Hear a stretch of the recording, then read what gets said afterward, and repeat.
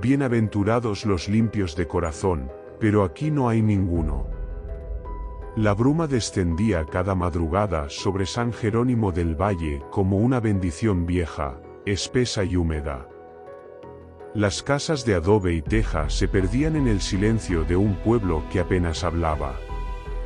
El único sonido constante era el chirrido de las hojas de palma, agitándose suavemente en los patios, como si supieran que algo se acercaba. Era la semana previa al Domingo de Ramos, y los habitantes, devotos hasta la superstición, comenzaban los preparativos. Cortaban las palmas más largas, las trenzaban con cintas blancas y las colgaban en sus puertas. Decían que protegían del mal y que alejaban los malos espíritus. Pero este año, las palmas no querían ser trenzadas. Se quebraban al tacto. Se pudrían al amanecer.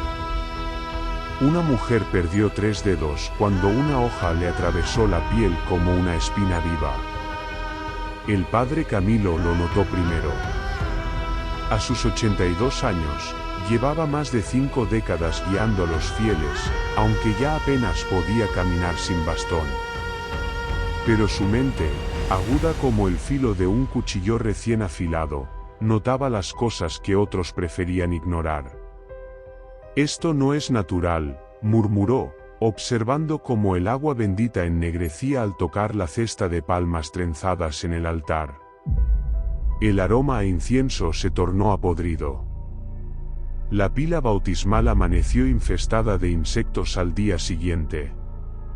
Una noche, mientras rezaba el rosario frente al altar, escuchó una voz. No era la voz de Dios ni de ningún santo. Era un murmullo rasgado, como hojas secas siendo pisoteadas. Están aquí, pero no vienen en paz. El padre se persignó, pero no bastó.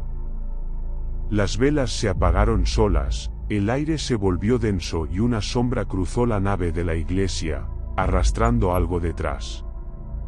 Al día siguiente, el monaguillo, un niño tímido llamado Samuel, llegó pálido al confesionario. No quería hablar, pero finalmente lo hizo. Anoche vi a alguien, o algo. Estaba en la sacristía. Llevaba una túnica negra. Caminaba al revés, padre, los pies estaban al revés. ¿Y qué hacía?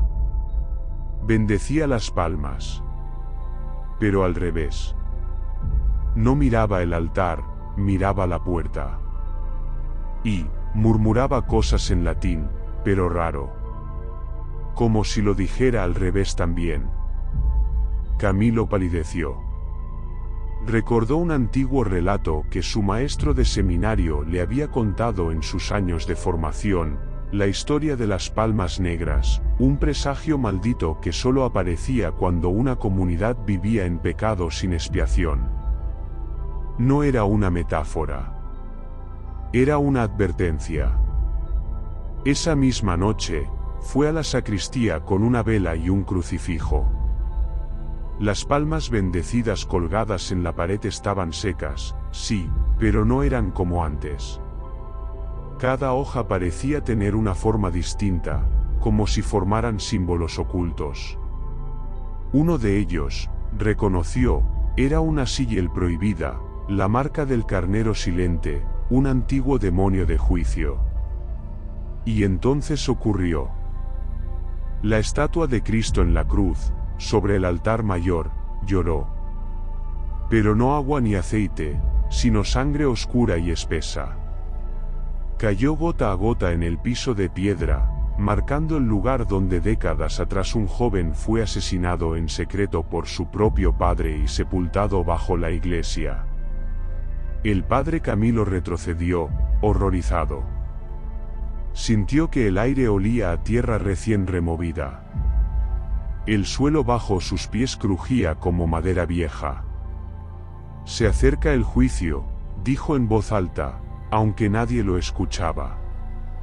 Y vendrá disfrazado de celebración.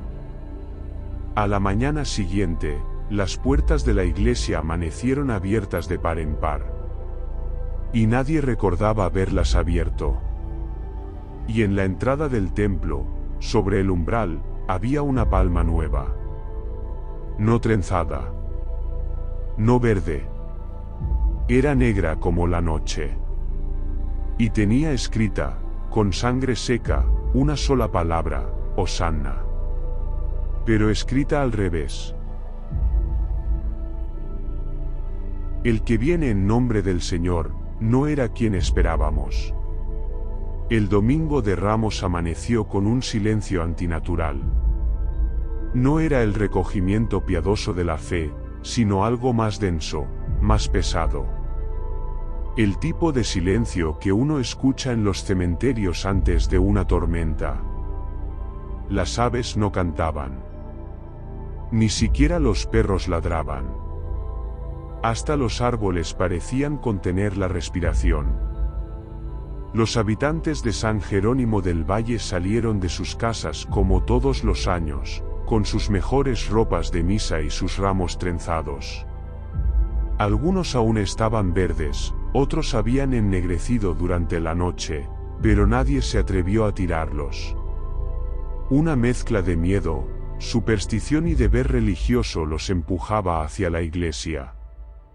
El padre Camilo observaba desde la sacristía. Vestido con sus ornamentos litúrgicos, se sentía como un pastor guiando al rebaño hacia el matadero.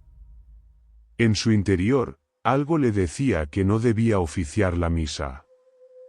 Que lo que esperaba en ese día no era un recuerdo de la entrada triunfal de Cristo en Jerusalén, sino otra entrada, más antigua, más oscura.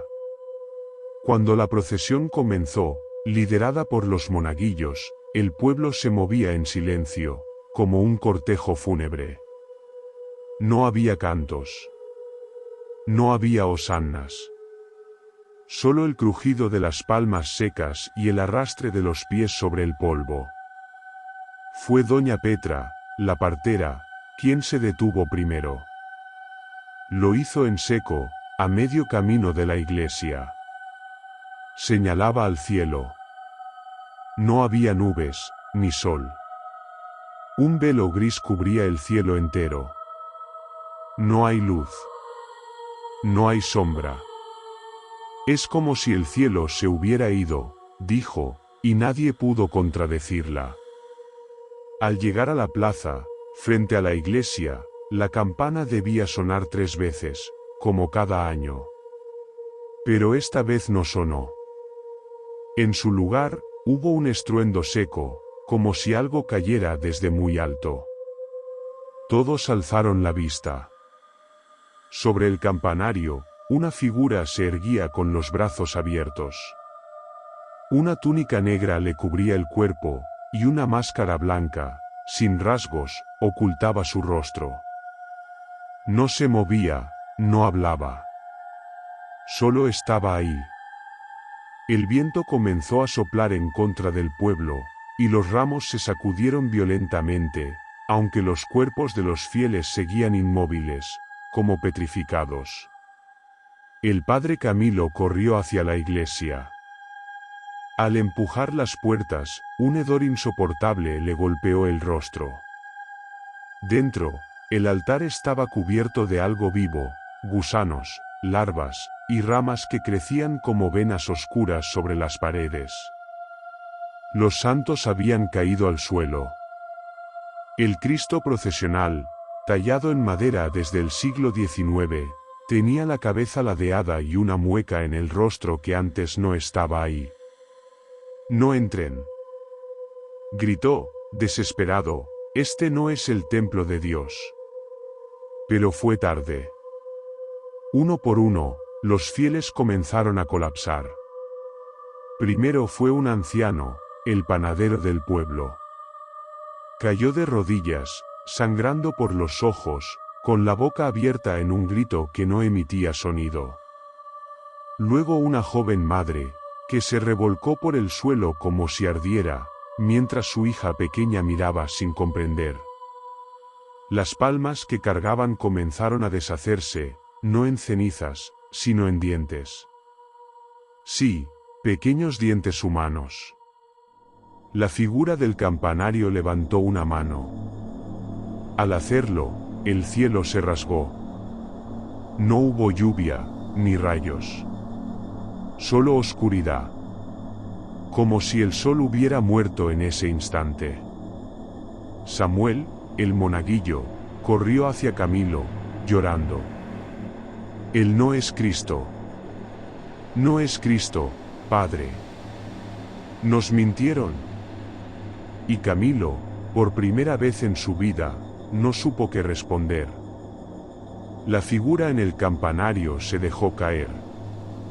No cayó como un cuerpo humano, sino como una sombra líquida que se extendió por el suelo, atravesando la plaza hasta colarse bajo los pies de los sobrevivientes.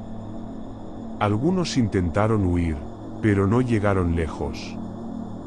Las raíces de los ramos crecieron súbitamente, enroscándose en sus tobillos, como si la tierra no los quisiera soltar. Y entonces habló. No la figura, sino la iglesia misma. Una voz antigua, rota y múltiple, resonó desde dentro del templo. Aquí no se canta hosanna. Aquí se canta juicio. Y todos serán nombrados. Los muros sangraron. El altar se partió en dos. Y desde la grieta surgió un humo espeso que olía a incienso y carne quemada. Camilo cayó de rodillas. Abrazó a Samuel. Dios nos ha abandonado, murmuró. O tal vez nunca estuvo aquí. Y mientras el pueblo se hundía en su propia culpa hecha carne, los pocos que aún quedaban en pie vieron lo imposible. La estatua del Cristo procesional se bajó sola de su pedestal. Caminó entre ellos, con los ojos abiertos, la cabeza ladeada, y una sonrisa torcida. No todas las cruces son de salvación. Algunas se clavan para que nadie escape. Nadie durmió esa noche. Los sobrevivientes, pocos, temblorosos, enloquecidos, se refugiaron donde pudieron, en graneros cerrados, en casas tapiadas con muebles, en bodegas oscuras donde la luz no podía entrar. El aire se había vuelto irrespirable. Pesaba sobre los pulmones como una mano invisible que apretaba con lentitud. La iglesia ya no era iglesia. Lo que alguna vez fue casa de oración era ahora una herida abierta en el corazón del pueblo. De día parecía abandonada, pero de noche respiraba. Se oían cantos deformes, letanías pronunciadas al revés, y pasos, muchos pasos, como si una procesión interminable diera vueltas dentro de sus muros. En la plaza, donde todo comenzó, las palmas ennegrecidas habían echado raíces. Sí, raíces que se retorcían en la tierra como serpientes vivas. Y de ellas crecían cosas, manos, bocas, ojos. Cada palma contenía un fragmento de alguien. Eran recuerdos, o castigos. Y entonces vino la llamada. Nadie supo de dónde vino, ni con qué voz fue pronunciada. Pero todos en San Jerónimo la oyeron en su cabeza: es hora del juicio. Todos serán vistos. Todos serán pesados. Los que aún quedaban comenzaron a caminar, como sonámbulos. Uno a uno, se dirigieron a la plaza. Viejos, niños, mujeres, incluso los inválidos. Los que habían perdido la razón ya no gritaban. Los que aún la conservaban, lloraban sin emitir sonido. El padre Camilo, junto a Samuel, observaba desde la torre de la casa parroquial. El juicio no es como lo enseñaron, dijo el viejo. No viene con trompetas. No baja un ángel. Aquí, el juicio viene desde el suelo, desde las raíces del pecado. Y tenía razón. En la plaza, las palmas comenzaron a moverse. Formaban círculos, caminos, como una geometría imposible. En el centro, una cruz negra surgió de la tierra. No de madera, sino de hueso. Era real, viva, y palpitaba. A su pie, la figura encapuchada del domingo anterior estaba de nuevo allí, pero ya no usaba máscara. Su rostro era el de todos los muertos del pueblo. Superpuestos. Distorsionados. Un mosaico de condena.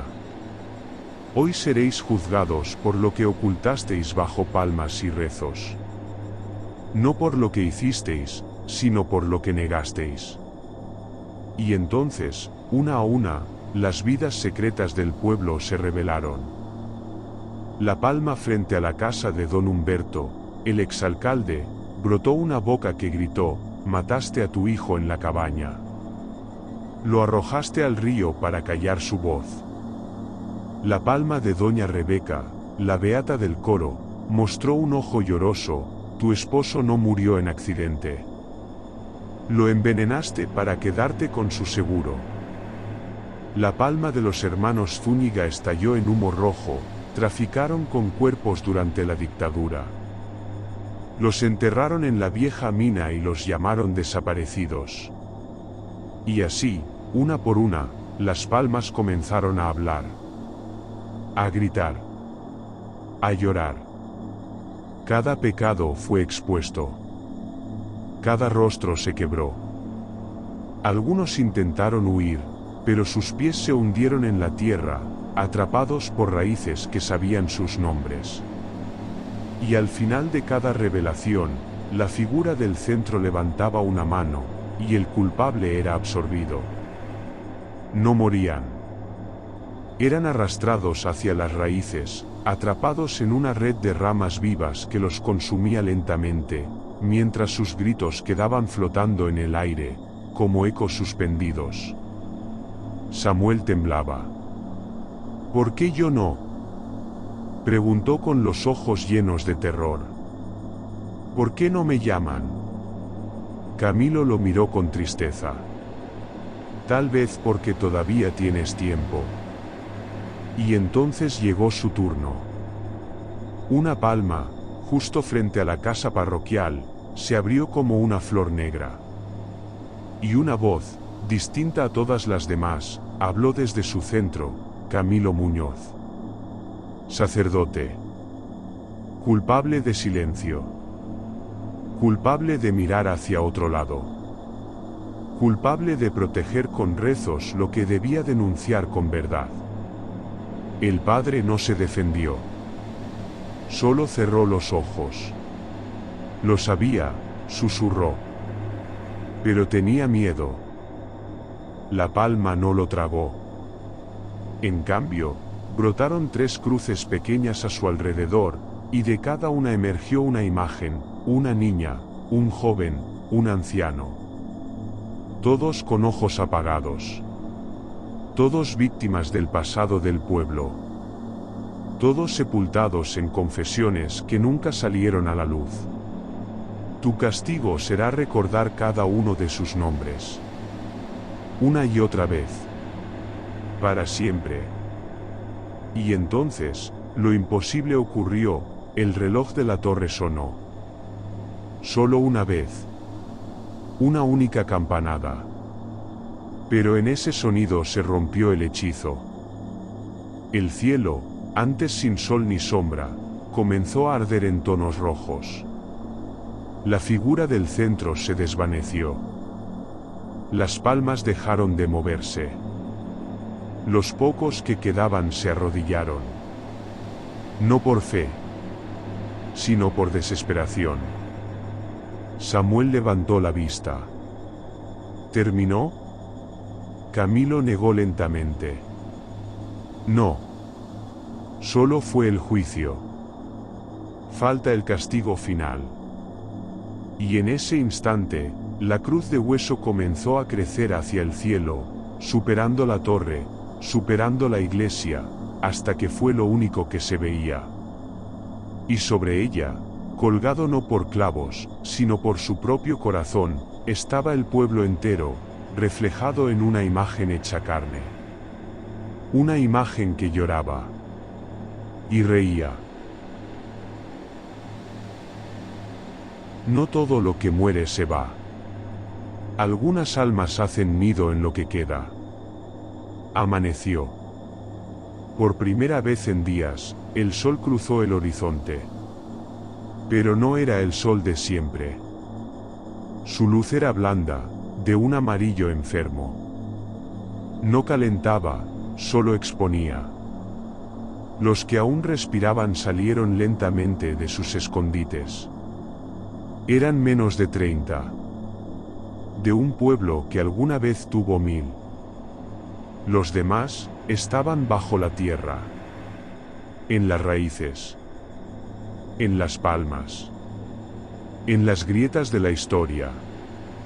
Y en el centro, la gran cruz de hueso todavía se alzaba, inmensa, apuntando al cielo como una acusación. Samuel caminó entre los restos de lo que fue su vida. El almacén de su madre ardía lentamente. La escuela tenía los pupitres rotos y las pizarras cubiertas con nombres escritos con sangre. Y las casas estaban vacías. Pero no vacías de cuerpos. Vacías de tiempo. Algunos sobrevivientes querían rezar. Pero nadie se atrevía a decir Padre Nuestro. Otros querían escapar. Pero el camino de salida, la única carretera, estaba cubierta de palmas secas que formaban un muro de espinas. El pueblo era una jaula. Entonces vino el silencio. Uno tan denso que rompía los tímpanos. Y luego, la segunda procesión. Desde la iglesia, o lo que quedaba de ella, salieron figuras vestidas con túnicas hechas de palma marchita. No tenían rostro. Pero todos sabían quiénes eran. Los muertos. Los que se habían ido. Volvían ahora no como personas, sino como algo más, testigos eternos. Cada uno cargaba una cruz pequeña.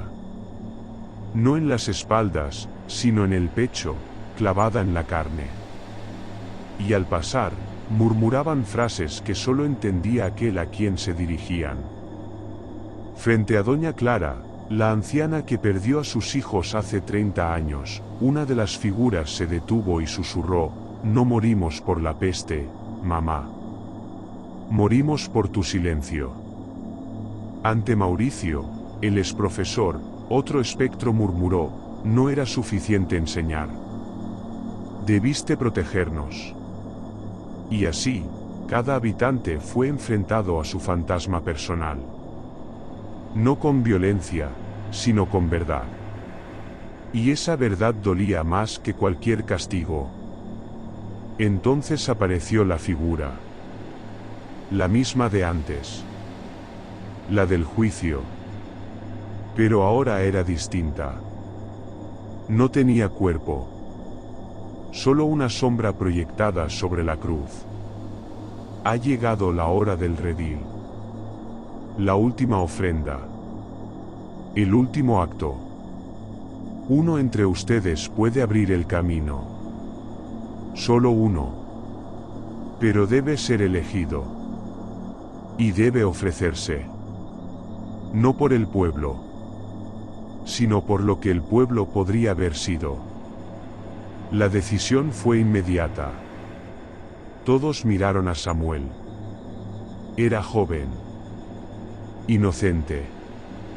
No tenía crímenes. No tenía pecados ocultos. Era el único que todavía lloraba con lágrimas limpias. «No», dijo él. «No soy nadie». Camilo se acercó, con la voz temblando. «Por eso. Justamente por eso. Porque no cargas nada. Porque podés llevarnos un poco más allá de esto». Samuel no respondió. Solo caminó hacia la cruz.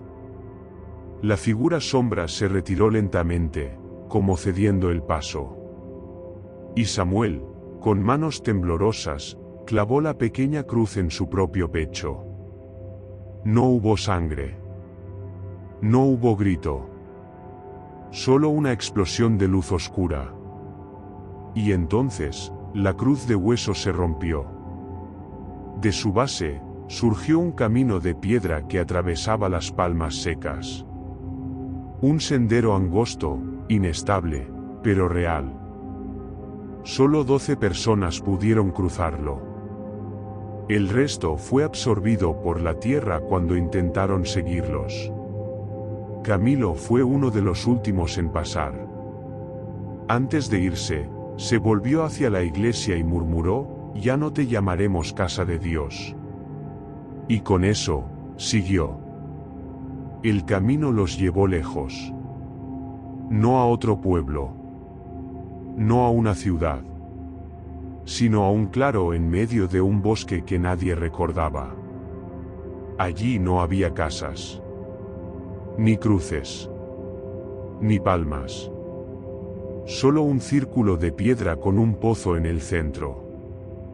Cuando Samuel despertó, sí, seguía vivo, estaba acostado junto al pozo. Y del fondo, una voz femenina, cálida y antigua, le dijo: «No salvaste a tu pueblo. Pero abriste la puerta para que no todo sea condena». El redil se vuelve semilla cuando alguien elige el sacrificio sin gloria. Samuel no entendía. Solo sabía que algo, en algún lugar, había cambiado. No todo final es olvido. Algunos se siembran en la sangre del mundo. Años después, nadie recuerda el nombre exacto del pueblo. Aparece en algunos mapas antiguos como San Lázaro de las Palmas, pero no hay caminos que lleven hasta él. Solo rumores. Unos hablan de un pueblo que fue tragado por la tierra tras una sequía repentina. Otros, de una plaga que borró todo rastro humano en cuestión de días. Pero los viejos que aún caminan por las ferias del interior dicen otra cosa. Dicen que cada domingo de Ramos, en algún lugar de la tierra, las palmas se marchitan antes de tiempo. Y que en la madrugada, antes de que el gallo cante, se escucha un canto antiguo, apenas un susurro, como de procesión lejana. Hosanna. Hosanna en las sombras. Los niños que nacen en esa fecha a veces no lloran al nacer. Algunos tienen marcas en el pecho, como pequeñas cruces de nacimiento. Y los perros, sin razón aparente, se esconden bajo las camas al caer la tarde. Uno de esos niños, muchos años después, camina por un bosque olvidado. Llega a un claro. Encuentra un pozo. Y al asomarse, escucha su nombre dicho con una voz que no es humana ni malvada, sino triste. Profundamente triste. Como si la tierra misma lo llamara, no para castigar, sino para recordar. Porque la historia no fue escrita en libros. Fue escrita en las fibras mismas del mundo. En las palmas que se doblan al viento. En las cruces que nadie construyó. En las palabras que no se atreven a decirse, pero que aún viven en la garganta del tiempo. Y cuando los ecos vuelven, porque siempre vuelven, no piden gritos, ni rezos, ni fuego. Solo una cosa, que no olvidemos.